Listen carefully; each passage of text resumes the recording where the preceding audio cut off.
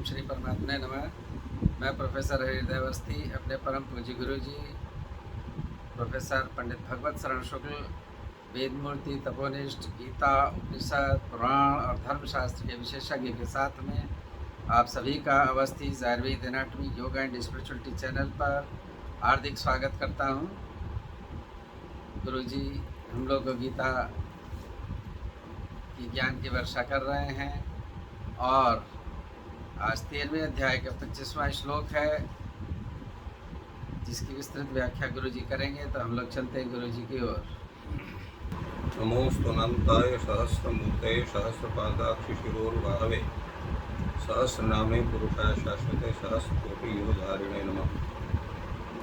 कृष्णाय वासुदेवाय हरे परमात्मने प्रणतक्लेशनाशाय गोविंदाय नमो नमः। इस चैनल से संबद्ध सभी विद्वद्गण, सभी जिज्ञासु छात्रवृंद, सहृदय सज्जनगण एवं इस चैनल के संस्थापक तथा प्रबंधक आचार्य हरिहृदय अवस्थी जी, हम लोग गीता ज्ञान के इस शुभ अवसर पर 13वें अध्याय पर चर्चा कर रहे हैं। और आज विचार होना है कि जो भगवान के ऐश्वर्य को पूर्ण रूप से जानते हैं, जिन्होंने वेद वेदांग और रहस्य इत्यादि का श्रम पूर्वक अध्ययन किया है, गुरु के समक्ष रख करके साधना की है और सत्संग किया है, ऐसे लोगों को तो उस परम तत्व का ज्ञान हो सकता है। किंतु ऐसे व्यक्ति जो मंदबुद्धि हैं, जिन्होंने शास्त्रों का अध्ययन नहीं किया या जिनको शास्त्र अध्ययन का अवसर ही नहीं प्राप्त हुआ, अथवा जो शास्त्र से विमुख हैं, उनका भी क्या तरण हो सकता है, वही मोक्ष आदि को प्राप्त कर सकते हैं? ये बड़ा सुंदर प्रश्न है। भगवान ने बड़ी सुंदर ढंग से इसका व्याख्यान किया है। तो कहते हैं, अन्वे ते मजानंता श्रुत्यान्येभ्य उपासते ते पिचाति तरन्तेव मृत्युम श्रुति परायणा। भगवान कहते हैं कि ऐसे जो लोग हैं जिन्होंने कोई साधना नहीं कर पाए, उनको जिन साधनों का उल्लेख पूर्व में किया गया है, जिसकी चर्चा प्रथम श्लोक में, इसके पूर्व के श्लोक में हम लोगों ने की थी, कि जिन्होंने विवेक जिनको है, वैराग्य है, शम दम उपरति तितिक्षा, श्रद्धा समाधान और मुमुक्षुत्व, ये जिनको प्राप्त हैं, वो तो भगवान के स्वरूप को जान सकते हैं, क्योंकि उन्होंने पूर्ण रूप से उस परमात्मा के तत्व को जानने का प्रयास किया। तो अन्य तो अर्थात ऐसे लोग एवं अजानंत, इस प्रकार शास्त्रादि के अध्ययन से उस तत्व को नहीं जान पाए, उनके लिए कौन सा मार्ग है? वो कैसे अपने को तार सकते हैं? इसमें एक बात बहुत आवश्यक है, और वो यह है कि ऐसे लोग क्या स्वयं को मोक्ष प्राप्त करने की इच्छा रखते हैं अथवा नहीं। यदि नहीं रखते हैं तो उनका उद्धार संभव नहीं है। जैसे किसी को भूख न लगी हो तो उसको आप चाह करके भी भोजन नहीं करा सकते हैं। कारण यह है कि उसको इच्छा ही नहीं है खाने की। ठीक उसी प्रकार किसी चीज़ के विषय में अगर किसी को जिज्ञासु भाव नहीं है, वो जानना ही नहीं चाहता। बहुत से हम लोग व्यक्तियों को देखते हैं, अगर उनके सामने अध्यात्म की चर्चा करें तो वो जो है तो वो जो है वो क्या करते हैं कि वो कह देते भाई रहने दीजिए, इसके लिए तो पूरा जीवन पड़ा हुआ है, कभी भी इसकी चर्चा कर ले, अथवा इससे हमें कोई मतलब नहीं है। प्रायः लोगों के मुख से आप देखते हैं कि वे जो हैं कहते हैं कि आत्मा को पहले तृप्त करो, परमात्मा अपने आप तृप्त हो जाएगा। उनको शरीर ही आत्मा लगता है, इंद्रियां ही आत्मा लगती हैं। इंद्रियों के विषय सेवन करने से आत्मा संतुष्ट नहीं होती, मन संतुष्ट होता है, और मन भी संतुष्ट नहीं होता। भगवान ने गीता में पूर्व में कहा है कि भोगों का सेवन करने से इंद्रियों की जो बुभुक्षा है वो शांत नहीं होती, अभी तो बढ़ती जाती है। जैसे अग्नि में ईंधन का प्रक्षेप करेंगे तो अग्नि बढ़ेगी, अग्नि कम नहीं होती है। अग्नि को शमन करने का उपाय यही है कि उसमें ईंधन का प्रक्षेप मत करिए, धीरे धीरे अग्नि स्वतः शांत हो जाएगी। ठीक इसी ढंग से इंद्रियों के जो विषय हैं उनका सेवन अगर आप अपेक्षा भाव से करते रहेंगे तो पूरा जीवन समाप्त हो जाएगा। इंद्रियां कभी भी शांत नहीं होंगी, इंद्रियां कभी भी संतुष्ट नहीं होंगी। इंद्रियां कभी नहीं कहेंगी कि अब हमको इस विषय की आवश्यकता नहीं है। जब भी वो विषय समुपस्थित होगा तो वो पुनः उस विषय को प्राप्त करने की इच्छा रखती है। जैसे हम लोग भोजन करते हैं, भोजन आज किया, 4-6 घंटे बाद पुनः भूख लगेगी, पुनः भोजन किया, प्रातः उठने पर पुनः भूख लगेगी, मध्याह्न में भूख लगेगी। उसी तरह से प्रत्येक इंद्रियों का ही स्वरूप है और साथ साथ उसकी अपेक्षा अधिक विषय की आकांक्षा बनती है। तो इसलिए इंद्रियों के विषयों का सेवन करने से जो लोग कहते हैं कि आत्मा संतुष्ट हो जाएगा, आत्मा तृप्त हो जाएगा, उनका कथन उसी तरह से है जैसे पूर्व में बताया गया कि अग्नि में जितना भी ईंधन डाला जाएगा अग्नि प्रज्वलित ही होगी और तीव्र उसका ज्वाला बढ़ेगी, शांत नहीं हो सकती। तो इंद्रियों के विषय का सेवन जब हम उदासीन भाव से करेंगे, उनके प्रति हमारी आस्था नहीं रहेगी, उनके प्रति हमारी इच्छा नहीं रहेगी, वासना नहीं रहेगी, तभी हम आगे बढ़ सकते हैं, आत्मचिंतन कर सकते हैं। जैसे पूर्व में कहा गया कि शरीर में 2 स्वरूप है, एक क्षेत्र स्वरूप है, एक क्षेत्रज्ञ स्वरूप है। क्षेत्र क्या है? तो प्रकृति, बुद्धि तत्व, अहं तत्व और इसके बाद पंच ज्ञानेन्द्रिय, पंच कर्मेंद्रिय, मन और पंच महाभूत, पंच तन्मात्राएं। ये जो 24 तत्व हैं यही है प्रकृति का स्वरूप, जिसको हम क्षेत्र शब्द से कहते हैं। और जो आत्म तत्व है इनसे व्यतिरिक्त है, जिसको यहाँ पर पुरुष शब्द से कहा गया है।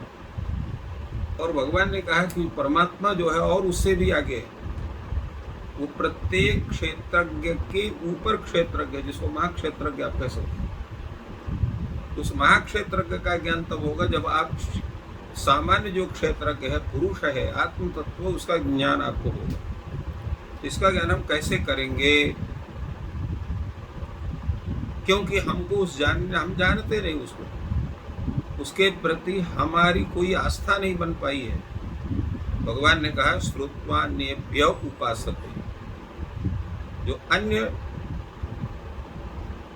श्रुति जानने वाले हैं, जिन्होंने उस तरह का स्वाध्याय किया, अपने जीवन को पूर्ण रूप से अध्यात्म तत्व में लगा दिया है और उस परमात्मा तत्व की चिंतन के कारण उनको उस आत्म तत्व का साक्षात्कार हो गया है। उस परमात्मा के तत्व का भी जिनको ज्ञान हो गया है, उनके शरण में आपको जाना पड़ेगा। अन्येभ्यः श्रुत्वा उपासते कहा। अन्येभ्यः विद्वद्भ्यः, अन्य विद्वानों से जो उस चीज को जानते हैं उनसे अध्ययन करके, स्वाध्याय करके, श्रवण करके और उस परमात्मा तत्व को जानना पड़ेगा। क्षेत्र का ज्ञान करना पड़ेगा, क्षेत्रज्ञ का ज्ञान करना पड़ेगा और परम क्षेत्रज्ञ का ज्ञान करना पड़ेगा। तो जब इस तरह की उनकी इच्छा बनती है तब जा करके वे व्यक्ति भी प्राप्त कर सकते हैं। अब प्रश्न है कि वो बुद्धि की मंदता का कारण क्या है? तो बुद्धि का मंदता का कारण है ध्यान योग, सांख्य और कर्म योग का ज्ञान न होना, उसको न समझ पाना। जैसे एक कथा आती है उपनिषदों में कि जावाला के पुत्र सत्यकाम ने ब्रह्म को जानने की इच्छा से महर्षि हरिद्रुमत के पास गए और वार्ता करते हुए गुरु ने उनसे 400 अत्यंत कृश और दुर्बल गायों को कहा कि आप इन गायों का सेवा करिए और उनकी सेवा करके आप जो है जब आएंगे तब आपको ब्रह्म तत्व का ज्ञान होगा।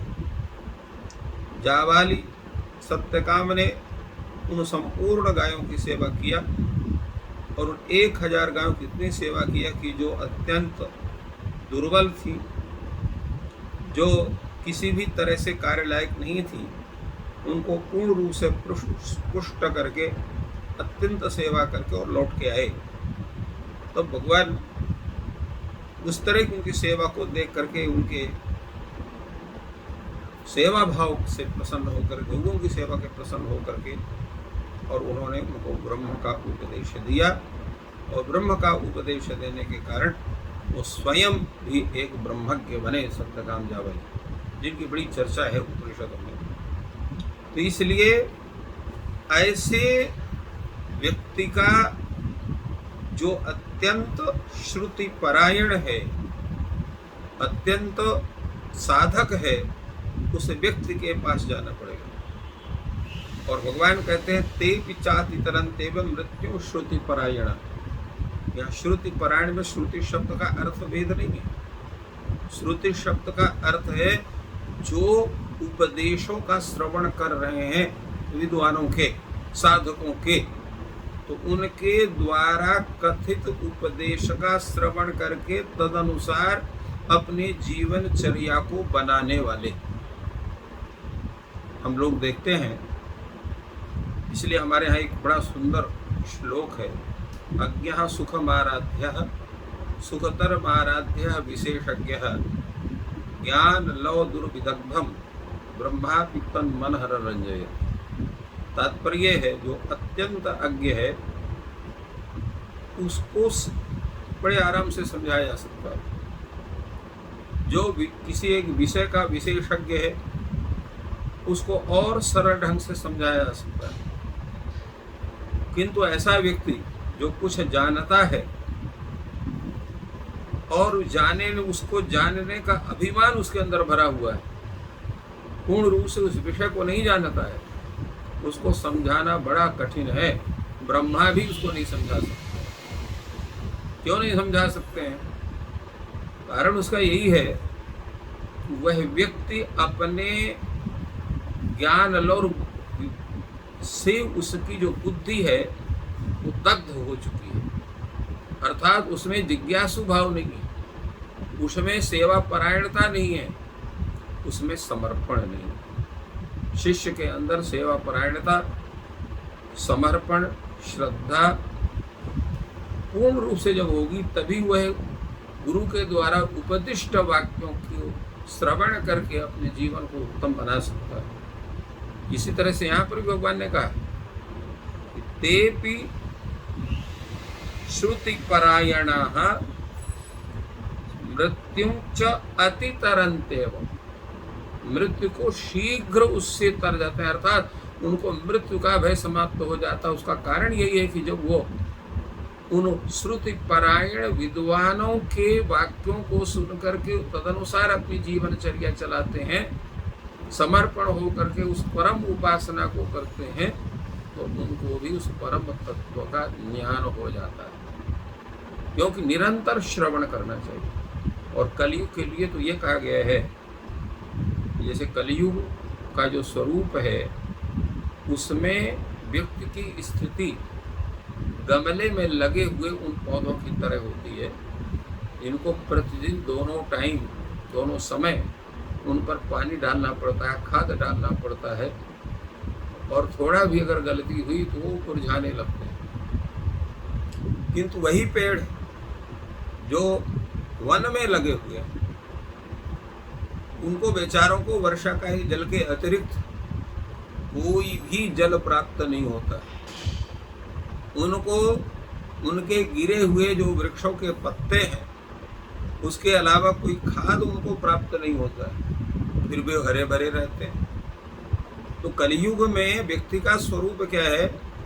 प्रतिदिन जब वो किसी विद्वान साधक के उपदेशों को सुनते रहेंगे तब तक वो हरे भरे रहेंगे, और जहाँ उपदेश सुनना बंद किया, उसके अनुसार अपने जीवनचर्या को चलाना बंद किया, तो वो भी सूखने लगेंगे। इसलिए भगवान ने कहा श्रुति परायणा, निरंतर श्रवण होना चाहिए। यावत, इसलिए कहा सत्संग करना चाहिए। सत्संग का तात्पर्य क्या है? सताम संग, सत्संग, सज्जनों का संग। सज्जन से तात्पर्य जो विद्वान साधक हैं, जिन्होंने अपने जीवन को तद्रूप में परिवर्तित किया है, निरंतर भगवत उपासना में लगे रहते हैं, शास्त्र के चिंतन में लगे रहते हैं, अपने जीवन को परम सात्विक बना दिया है। ऐसे साधकों के द्वारा उपदिष्ट वाक्यों का निरंतर श्रवण। निरंतर का तात्पर्य ये नहीं है कि सतत श्रवण, निरंतर का मतलब है प्रतिदिन श्रवण, और प्रतिदिन अपने आत्मचिंतन करते हुए अपने दोषों को देखना और दूसरे के दोषों को न देखना, दूसरे के गुणों को देखना और अपने दोषों को देखना। जब ये स्थिति बनती है और निरंतर वो भाव उस परमात्मा के प्रति बनता है, तब वो श्रुति परायण ऐसे जो व्यक्ति विशेष हैं वो ही जो है वो मृत्यु से तर जाता है, अर्थात मोक्ष हो जाता है। मृत्यु से तरने का तात्पर्य क्या है? मृत्यु से तरने का तात्पर्य यही है कि जब हमारी बुद्धि शुद्ध हो जाती है तो हमारे जितने कर्म हैं वो सभी कर्म भगवान के लिए होते हैं। हम जो भी कर्म कर रहे हैं, तत् कर्म करो तत् अखिलम शंभो तबाराधन, जितने हमारे कर्म हो सब हम प्रभु को अर्पण करते चलते हैं। शंभु की आराधना के स्वरूप में हम, उस शंभु का तात्पर्य केवल शिव नहीं है, शंभु का तात्पर्य वो परम तत्व है। शंभु शब्द से ही परम तत्व का ग्रहण होता है, विष्णु शब्द से परम तत्व का ग्रहण होता है, क्योंकि विष्णु और शिव में कोई अंतर नहीं है, ब्रह्मा में कोई अंतर नहीं है। और यहाँ तक कहा जाता है कि जितने ये पंचदेव उपासना होती है, ये प्रकृति के तत्वों के अभिमानी देवता है, और पंचदेव उपासना से संपूर्ण प्रकृति की उपासना होती है, संपूर्ण ब्रह्म की उपासना होती है। इसलिए भगवान ने यहाँ कहा कि जो ऐसे व्यक्ति हैं जिन्होंने श्रवण नहीं किया, उनको सौभाग्य प्राप्त नहीं हुआ, वो भी उन परम तत्व ज्ञानी के उपदेशों को श्रवण करके उसके अनुसार अपनी जीवनचर्या को चला करके और परमात्मा बुद्धि हो करके, परमात्मा समर्पण बुद्धि हो करके अपने सभी कर्मों को उस परमात्मा में अर्पण करते हुए, और अंत में उनको जो ज्ञान होता है उससे उनके जो पाप कर्म हैं, पुण्य कर्म हैं, वो सब नष्ट हो जाते हैं। ज्ञानाग्निदग्ध कर्माणम तमाहु पंडितम उधा। तो ज्ञान रूपी जो उनको उपदेश है, जो ज्ञान होता है, उस ज्ञान से उनका जितना भी कर्म है, संचित कर्म है, जितने भी उनके जो है अन्य कर्म हैं, वो सभी नष्ट हो जाते हैं, बुद्धि शुद्ध हो जाती है, और जो प्रारब्ध कर्म के द्वारा जो शरीर उनको प्राप्त होता है, शरीर का भोग समाप्त होने कर वो उस परम ब्रह्म परमात्मा को प्राप्त होकर के मोक्ष को प्राप्त करते हैं। यही उपदेश भगवान ने सभी ऐसे सामान्य लोगों के लिए भी इस श्लोक के माध्यम से प्रशस्त किया। गुरु जी ने बहुत ही सुंदर विवेचन किया, और कलयुग में उन्होंने बताया कि श्रुति परायण और सत्संग ही मूल है, जिससे कि मोक्ष की प्राप्ति, परमात्मा की प्राप्ति की ओर अग्रसर हो सकते हैं। और ये वीडियो अगर आपको अच्छे लग रहे हैं तो अपने प्रियजनों को शेयर करें और लाइक करें। आपका दिन शुभ हो, ईश्वर आपकी सहायता करें। धन्यवाद।